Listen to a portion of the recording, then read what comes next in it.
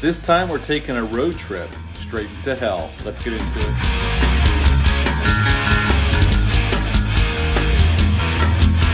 Hey, welcome back to my channel. Hope you're all doing well out there. And today we're going to take a road trip into hell. But before we take that trip, like, comment, subscribe, join me here. I greatly would appreciate that. Click on the little notification bell. That way, every time I upload a video, you will get notified and you come on back and see just what in the hell I got going on over here.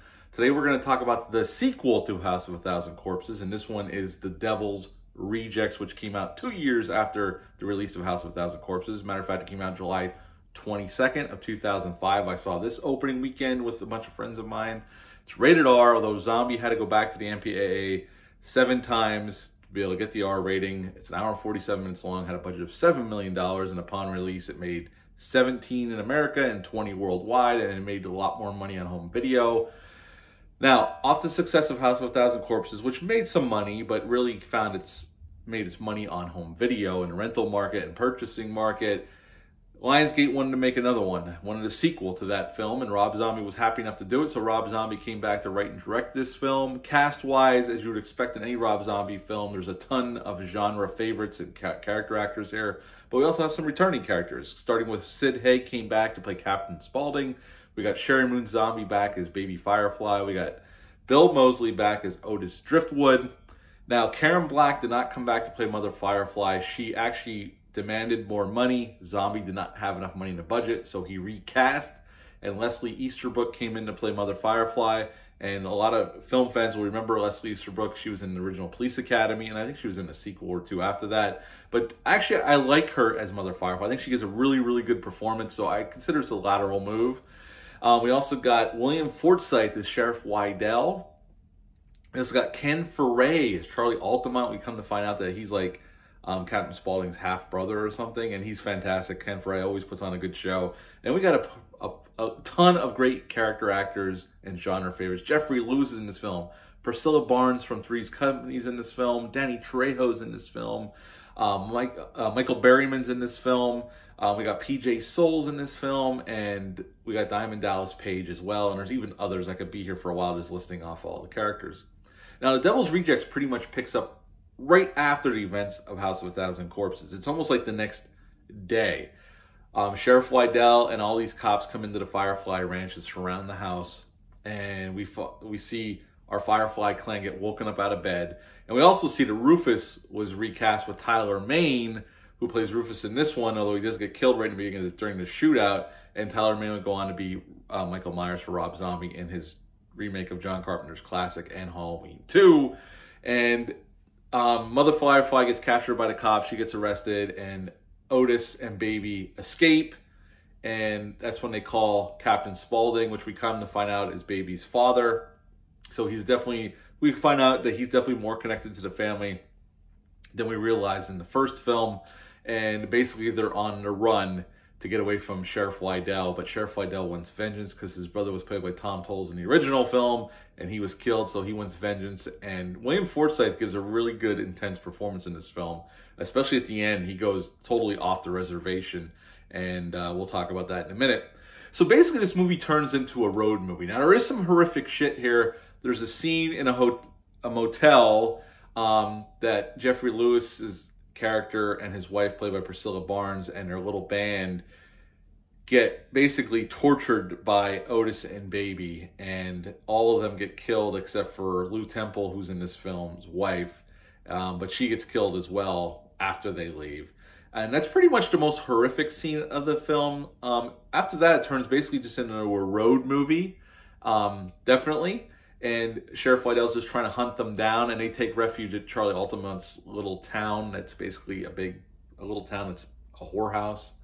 And I gotta be honest, I like this film even better than House of a Thousand Corpses. Let's start with the positives. The cast here. The cast that came back here is fantastic, as they were in the first film, carrying on their characters. Now, we get less of Captain Spaulding being Captain Spaulding. In the beginning, he is, and then he takes off his makeup after he carjacks PJ Souls and his little kid in the movie. But he's still very entertaining. We got Ken Foree being entertaining as hell. William Forsythe giving a great, intense performance as Sheriff Wydell. Everybody across the board is giving a great performance. I like the sets. The production design is fantastic. I think it's well shot. Zombie's definitely going for that gritty documentary style in this film again, like the first film, but I think his style is more, he's definitely more sure of himself in this film as well. And when the violence happens, it's gritty, it's very violent, very intense. There's a lot of blood in this film. And again, even the side characters that come in, I really like it. We find out that Captain Spaulding and Otis's name come from Groucho Marx, some Groucho Marx movies during the film, which doesn't really go anywhere. It's just it's kind of a cool aside that comes up during the film when the police are doing their investigation.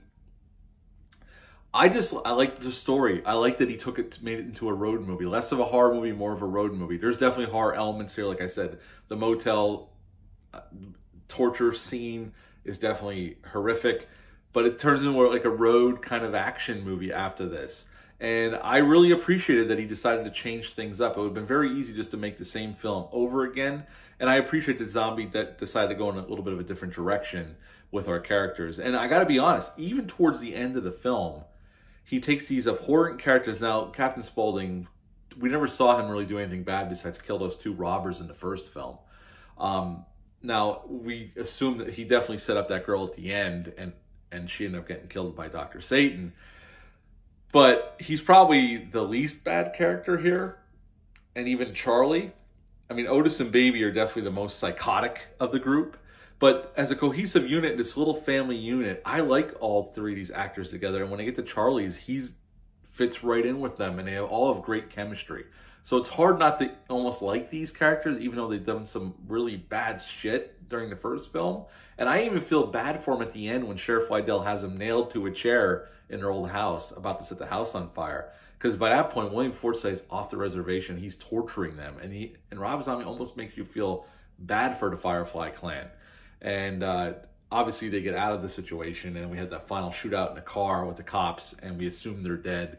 Although Zombie retconned that and brought them back for 3 from Hell. If you've ever seen that one, I already did a review for that one a couple years ago. You can check on that if you look back through my reviews. I really don't have too many negatives with this film. I really enjoy this film. I think it's even a way better film than the first one. There's a few little nitpicks there, but I enjoy it so much, I'm not really going to go into it. I really do enjoy this film. It's not perfect. Matthew McCory, who plays Tiny in this film, sadly died like a month after this was released. He has some kind of medical issue because he was so tall. I don't remember what it was, but yeah, sadly he passed away shortly after this film was released. Other than that, I don't think this film was shot in 30 days. This is just a fun... I mean, there's some horrific stuff. Like I said, the motel scene is very intense. Oh, one of the negatives... I got to bring the negative. This is one negative I got to talk about, even though I said I wasn't going to do it. The CGI blood. There are moments in this film where Baby throws a knife at Priscilla Barnes' character and it goes in her. You can tell it's CGI. And I don't know why. Rob Zombie, when he set out, I remember this even back then in interviews, he wanted to use effects that you would have found back in the 70s. This movie supposedly takes place in May of 78. They decided to use CGI, I guess because it was a short production period. They had 30 days to shoot this. But the CGI looks bad, and it stands out immensely. Like when she throws that knife at Priscilla Barnes, you could tell it's CGI blood. Some of the gun hits, you could tell it's... I hate CGI blood anytime, even now. And technology has gone further with it. It still looks like shit, but it really looks like shit here. And I wish you wouldn't have done it. It would have been easy just to do practical effects. I don't know why they decided to use digital, but it does not look good here. And watching again in high def with my buddy Dale A from the Bat and Spider podcast, when it happens, it's like, even he mentioned it right away. He goes, that CGI doesn't hold up well, and it doesn't. It looks bad. So that's one of the major negatives is the CGI blood. Just stands out like a sore thumb here. But overall, I really enjoy this film. The characters are what sell this film. And the story is simple. It's just a Firefly family on the run, and Sheriff Wydell wants his vengeance for his brother's death. And that's pretty much The Devil's Rejects. But if you enjoyed the first film, I think you would really enjoy this one. I would give The Devil's Rejects a 9 out of 10. I really like this film. I think it's definitely superior to the first film, and I really like the first film, but I think this is a superior film. And a lot of people consider this Rob Zombie's best movie. I don't know if that's true, but I might agree with that. I'd have to think about some of his other films, but I really enjoyed this sequel. So yeah, 9 out of 10 for The Devil's Rejects. Have you ever seen this film? Leave a comment down below. Let me know. Hit the thumbs up. Hit the subscribe button. Share this video. I would appreciate that. I'll be back on Saturday with my out of the theater reaction for The Batman. But until then, bye.